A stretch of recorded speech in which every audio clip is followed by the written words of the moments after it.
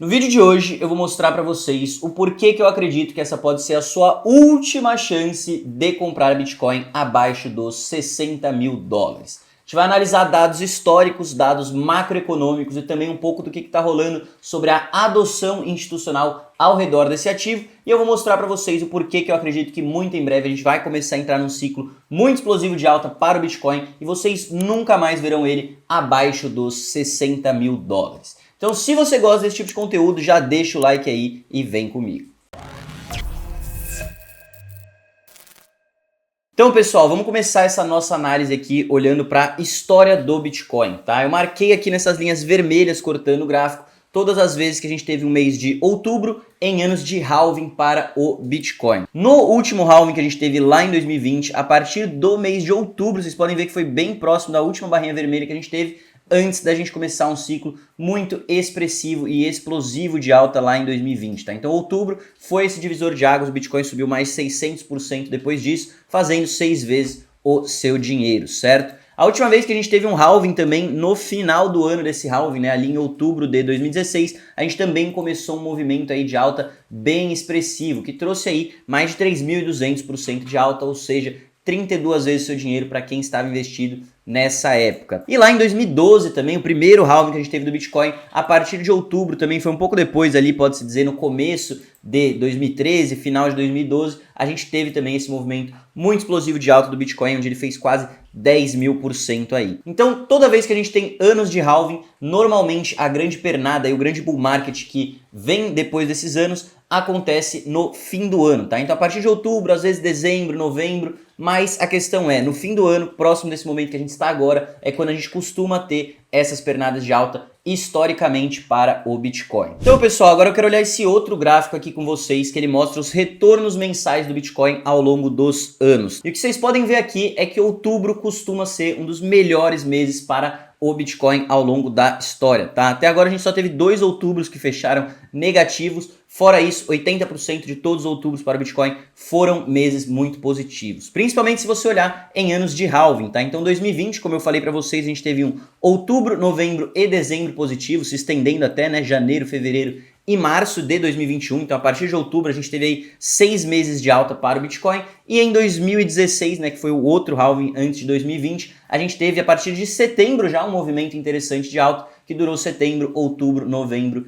e dezembro. Então costuma ser no fim do ano, como eu falei para vocês, nesses anos de halving, a gente ter esse movimento mais forte de alta do Bitcoin, tá? Então é de se esperar que esse padrão se repita no final desse ano também. Eu acredito que a gente está fazendo uma pequena correção agora no começo de outubro, mas que daqui a pouco a gente vai subir aí, né? E a história vai se repetir, tá? Até porque a gente fechou o melhor setembro da história do Bitcoin nesse nosso último mês, tá, galera? Então, essa é a ideia que eu queria passar para vocês da perspectiva histórica, né? Se a gente olhar o que aconteceu no passado em anos de halving, a ideia, a expectativa é que vão ser meses muito positivos daqui para frente. Porém, isso daqui tá longe de ser o único fator que a gente tem que analisar, né? Então a gente vai ver também agora um pouco de fatores macroeconômicos.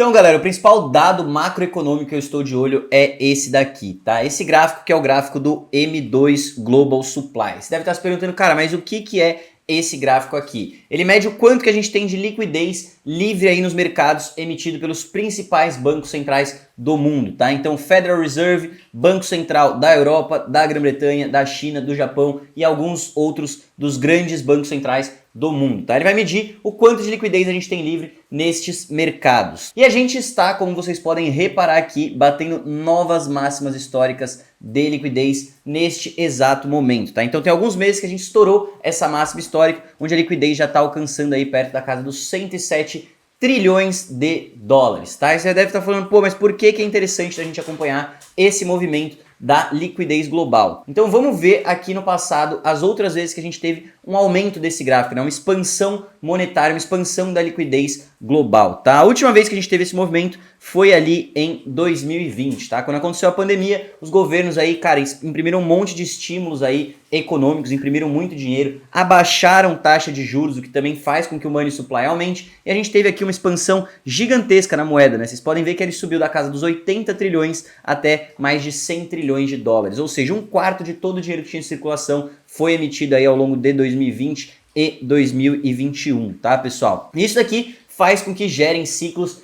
explosivos de alta nos mercados de ativo de risco, seja o Bitcoin, seja a bolsa, seja qualquer outro ativo, né? Se você estava investido nessa época, você sabe que foi algo muito explosivo. A última vez que a gente teve esse movimento de expansão também foi aqui atrás, lá em 2016, que casa também junto com o halving do Bitcoin, né? Então a gente subiu aqui de aproximadamente 65 trilhões de dólares até quase a casa ali dos 80 trilhões de dólares, tá? Então quase um terço de todo o dinheiro que tinha também foi aí, né, teve essa expansão monetária nessa época. E aí é justamente você perceber que esse halving do Bitcoin, né, não é ele por si só que causa esse movimento de alta tão forte nesses ativos de risco, né? Mas sim a correlação dele também com a liquidez global. O Bitcoin, a gente tem ele, né? A gente investe nele justamente porque ele é um ativo escasso, um ativo sólido, a gente vê ele como uma reserva de valor, né? Como se fosse um ouro digital. Você não quer estar exposto no dinheiro fiat, no dinheiro dólar, no real, seja lá o que for, porque você sabe que a todo momento, né, ano após ano, eles estão imprimindo cada vez mais dinheiro e esse seu dinheiro se desvaloriza ao longo do tempo, né? Então é por isso que a gente procura ativos como o Bitcoin. Então, ainda olhando esse gráfico, galera, se eu ligar agora esse botãozinho aqui, a gente vai ver essa liquidez global acontecendo aí ano após ano, né? Então,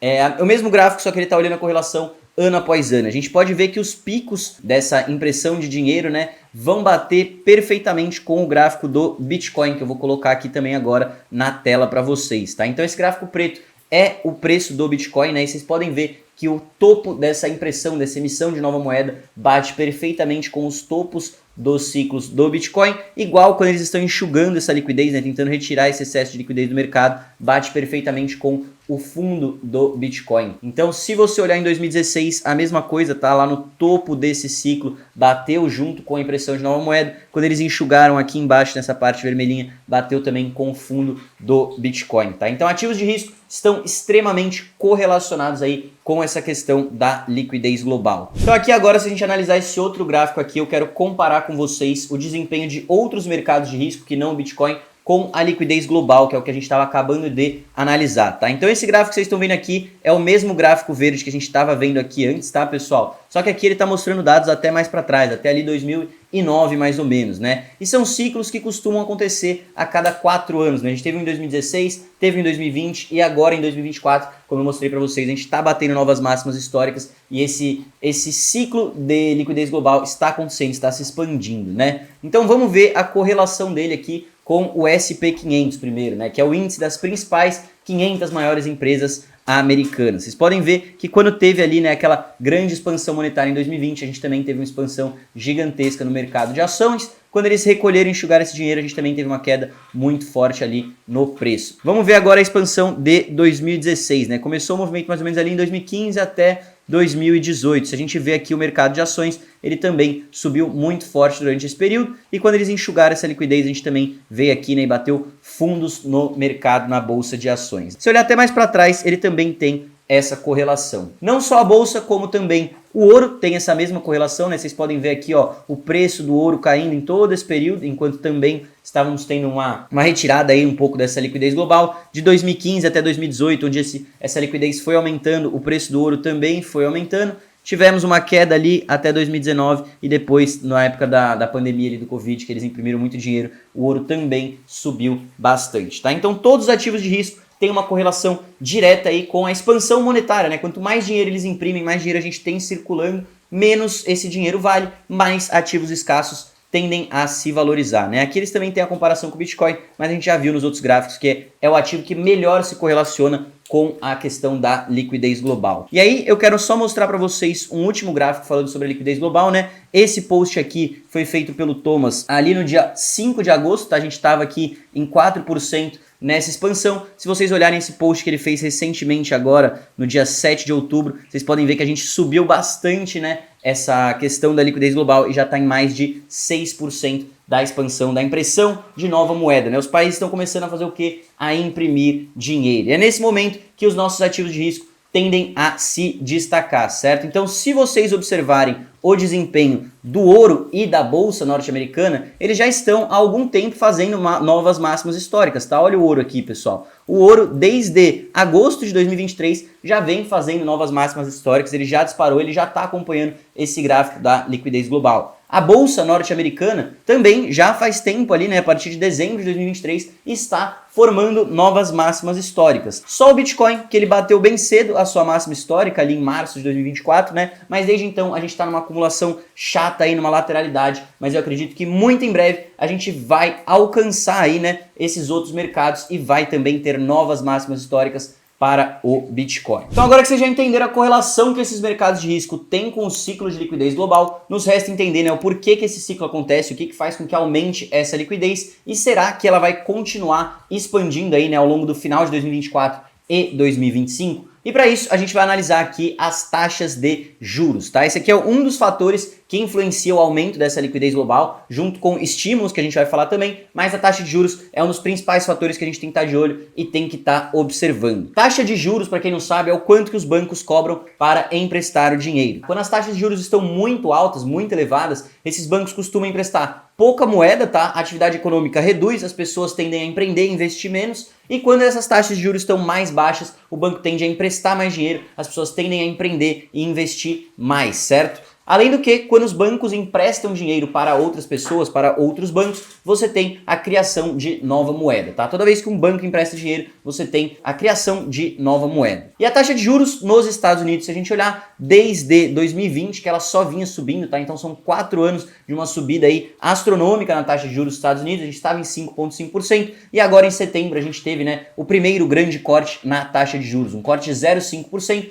derrubando essa taxa para casa dos 5%. Tá? Então os Estados Unidos está entrando no momento aí de cortes na taxa de juros, o que é muito positivo para mercado de risco, justamente por isso que eu falei, né, a gente vai aumentar tanto a emissão de nova moeda por meio dos bancos emprestando dinheiro, como também você incentiva as pessoas a pegarem mais dinheiro emprestado, empreenderem e investirem. Esse outro gráfico que eu trouxe aqui para vocês, ele mostra a expectativa das pessoas para as próximas reuniões do Banco Central dos Estados Unidos, né, para ver se eles vão continuar cortando essa taxa de juros ou não, tá? Então a expectativa é que em 7 de novembro, quando vai ser a próxima reunião, eles façam mais um corte aí de 0,5 pontos, tá? Então 80% das pessoas está acreditando que esse corte vai acontecer, e se você olhar, cara, em dezembro de 2024, em janeiro, março de 2025, nos próximos meses a expectativa é que esses cortes aumentem cada vez mais e tragam a taxa de juros perto aí da casa dos 3,5%, o que é muito positivo para os mercados de risco. Outro ponto que a gente tem que olhar é que a China lançou um pacote de estímulos aí gigantesco para tentar dar um pump aí na sua economia, tá? Então, os Estados Unidos, como vocês viram, a maior economia do mundo, está nesse momento de corte na taxa de juros, e a China, que é a segunda maior economia do mundo, está também, né, com esse pacote de estímulos, tanto cortando a taxa de juros, como também literalmente imprimindo dinheiro e injetando na sua economia para ver se ela dá uma ressuscitada ali, né? Eles estão com vários problemas econômicos, principalmente o mercado imobiliário na China tá ruim, e principalmente, além desses estímulos aí, né, os analistas falam que vai ser necessário mais estímulos ainda ao longo dos próximos meses para a China atingir as suas metas aí, né, de reconstrução da sua economia, tá? Então a China também está entrando nesse movimento, corte na taxa de juros e estímulo em impressão de nova moeda. E não só a China e os Estados Unidos, mas como vocês podem ver aqui também, né, o ECB e o Bank of England, então o Banco Central da União Europeia e o Banco Central da Inglaterra também já estão cortando os juros há algum tempo, e a expectativa é que eles continuem com esses cortes, tá? Então todos os principais bancos centrais do mundo, os que a gente viu aqui, né, que formam a questão do M2 ali, né, o índice global de liquidez, estão entrando no momento de corte da taxa de juros e de flexibilização da sua economia. A China investindo um monte de estímulos, né? Então a tendência é sim que esse valor aqui, né, o M2, a liquidez global que a gente tem circulando, continue a aumentar, e se o ciclo se repetir, né, se a história se repetir, a gente vai ter também ativos de risco acompanhando essa movimentação. Então beleza, com tudo isso que foi dito, nos resta a pergunta, né? Então por que o Bitcoin é o único que ainda não fez máximas históricas? Por que a gente está numa lateralidade há mais de 200 dias? E por que o medo ainda está instaurado aí, né, no sentimento sobre o Bitcoin, tá, pessoal? Então tem alguns motivos que podem explicar isso, mas eu já digo para vocês, o melhor momento para você comprar é quando as pessoas estão receosas, quando as pessoas estão com medo, quando o mercado está em baixa, tá? Não é o melhor momento depois que a gente estourar ali, que tiver nos 80 mil, nos 90 mil, nos 100 mil dólares, falar, não, agora sim é bull, eu vou comprar. O melhor momento é agora, onde as pessoas ainda estão com medo. Mas então vamos entender alguns dos motivos que podem fazer as pessoas estarem com medo. Um deles é o conflito que está rolando no Oriente Médio, tá? Então, quando a gente tem essas situações de guerra, realmente os mercados de risco tendem a ficar mais apreensivos, esse conflito acabar se escalando aí, né, começar a envolver outras grandes nações, pode vir a ser um problema para os mercados. Então isso aqui é uma questão, mas eu mesmo não estou muito preocupado com isso, olhando para o Bitcoin. Se vocês pensarem, quando aconteceu a guerra entre a Rússia e a Ucrânia também, né, a gente teve esse movimento, uma queda muito forte no Bitcoin, mas depois ele também, né, se recuperou, o conflito acabou ficando só entre esses dois países e não se escalou. Acho muito difícil a gente ter um conflito aí, né, que cresça para uma terceira guerra mundial aí. Acho que, espero que a humanidade nunca mais tenha problemas ou uma guerra desse tamanho, dessa escala. Outro ponto que a gente tem que olhar aí, né, é que a Suprema Corte dos Estados Unidos acabou meio que dar um aval aí para o governo americano para vender os mais de 69 mil bitcoins que eles têm apreendidos da Silk Road, tá? Então a Silk Road, para quem não sabe, é aquele site onde se negociavam drogas, armas e tudo isso com Bitcoin. Quando derrubaram o site, os Estados Unidos apreendeu aí 69 mil Bitcoins, o que dá hoje aproximadamente 4 bilhões de Bitcoin, então é um valor muito grande. E quando saiu essa notícia aí, os mercados ficaram apreensivos também. Eu não acho que eles vão vender isso aqui tudo de uma vez, e inclusive se o Trump ganhar as eleições agora no final do próximo mês, né, é possível que eles nem vendam isso daqui e comecem até a comprar mais Bitcoin, tá? Mas isso aqui é uma questão que tem deixado o pessoal aí um tanto quanto receoso. E por último, a gente tem também alguns dados macroeconômicos muito importantes que estão sendo liberados aí ao longo dessa semana. Dois deles que foram liberados hoje são o CPI, que é a inflação sentida pelos consumidores ali dos Estados Unidos, e o outro é o número de desempregados, tá? Quantas pessoas estão sem emprego. O número das pessoas desempregadas saiu acima da expectativa, tá? O que faz com que o Federal Reserve tenda a cortar ainda mais os juros para as pessoas investirem, empreenderem mais e gerar mais empregos, né? E o CPI ter saído acima do esperado não é positivo, né? A inflação estar aumentando vai contra eles continuarem cortando a taxa de juros, porém o que eles estão falando aqui, né, é a inflação core, tá? Que ela saiu um pouco acima e desde março não saía, só que o core CPI, ele tá excluindo aí, né, alimentação e energia, e se a gente olhar só o CPI comum, ele saiu sim 0,1% acima das expectativas, porém de qualquer forma ele saiu abaixo do que foi a última medida, tá? Então a última estava em 2,5%, a expectativa era 2,3%, ele saiu 2,4%, mesmo que não tenha sido a expectativa, a inflação está abaixando, tá? Então o Fed conseguiu chegar perto da meta deles, que era os 2%, e o número de desempregos está aumentando, então eu acredito que eles vão continuar aí de qualquer forma cortando taxa de juros, tá? Acho que o desemprego nesse momento já é muito mais importante que a inflação, que eles estão aí praticamente no alvo que eles tinham desejado. Então beleza, vamos olhar agora então o caso bullish aí para o Bitcoin em 2024, né, final de 2024 e 2025. O primeiro ponto é que o Bitcoin já se tornou aí o 10º maior ativo do mundo, tá, pessoal? Então, para quem tá aí investindo em Bitcoin faz tempo, sabe que sempre foi um ativo muito desacreditado, chamado de golpe, chamado de pirâmide, chamado de scam. Até hoje tem algumas pessoas que ainda não acreditam, porém a narrativa ao redor do Bitcoin mudou. Hoje a gente tem grandes instituições, a gente tem países, um candidato a presidente dos Estados Unidos, todos olhando para o Bitcoin e identificando ele, né, aceitando ele como que ele realmente é, um ativo sólido, uma grande reserva de valor e hoje o 10º maior ativo do mundo, tá? Acho que é só uma questão de tempo até a gente se tornar o segundo maior ativo e mais pra frente até passar o ouro e se tornar de fato aí o maior ativo do mundo. Outro ponto muito importante pra gente olhar é a adoção institucional, tá, galera? Então aqui a gente pode ver que dos 525 ETFs que foram lançados em 2024, top 4 deles, todos são ETFs de Bitcoin. Só o da BlackRock entrando mais de 20 bilhões de dólares, e aí o primeiro que a gente tem que não é Bitcoin, né, apenas 1,7 bilhão. Então realmente tem muito interesse por parte dos institucionais para colocar as mãos nesse ativo. Esse outro post aqui mostra também que 60% dos maiores hedge funds dos Estados Unidos também já tem exposição em Bitcoin, e os que não têm, eu acredito que é só uma questão de tempo, também vão começar a ter exposição e até aumentar a sua exposição, tá? Daqui a pouco eu acho que vai ser um padrão aí, todos esses grandes hedge funds terem apenas pelo menos 1, 2, 5% vai depender de cada um, mas todos já estão olhando que não dá para ficar de fora, não dá para ficar para trás no bonde do Bitcoin. Além disso, a gente teve recentemente um evento que aconteceu aí no Brasil, organizado pelo Mercado Bitcoin, onde um representante da BlackRock falou aqui, né, que a adoção das criptomoedas e do Bitcoin está acontecendo mais rápido do que foi a da internet e dos telefones celulares. Então você pode ver que realmente existe muito interesse institucional hoje para o Bitcoin. Além disso, como eu falei para vocês, a gente tem um candidato à presidência nos Estados Unidos que é muito pró-cripto. Donald Trump já falou diversas vezes aí positivamente do Bitcoin e ele tá aí, né, pelo menos no Polymarkets, com maiores chances de ganhar a presidência do que a Kamala, né? Então vamos ver o que vai acontecer aí até o final das eleições norte-americanas. Se o Trump ganhar, muito bullish para cripto, mesmo se ele perder, se a Kamala ganhar, não é tão bullish, mas eu acho que não muda todo o cenário que eu desenhei para vocês até aqui, tá? Então isso aqui é muito interessante de ver também. Vários outros países também já olhando para o Bitcoin, mas não vamos se aprofundar muito nisso hoje. E o último ponto que eu queria trazer para vocês aqui são as baleias que estão comprando Bitcoin, tá? Então baleia são aquelas pessoas que, cara, compram em quantidade, milhões e milhões e milhões, e na última vez que a gente viu tantas baleias entrando no Bitcoin foi em 2020 também, lá no nosso último ciclo, final de 2020, muitas baleias entraram, a gente teve um ciclo explosivo, a gente tá vendo novamente agora, no final de 2024, muitas novas baleias, grandes instituições, grandes pessoas aí com muita grana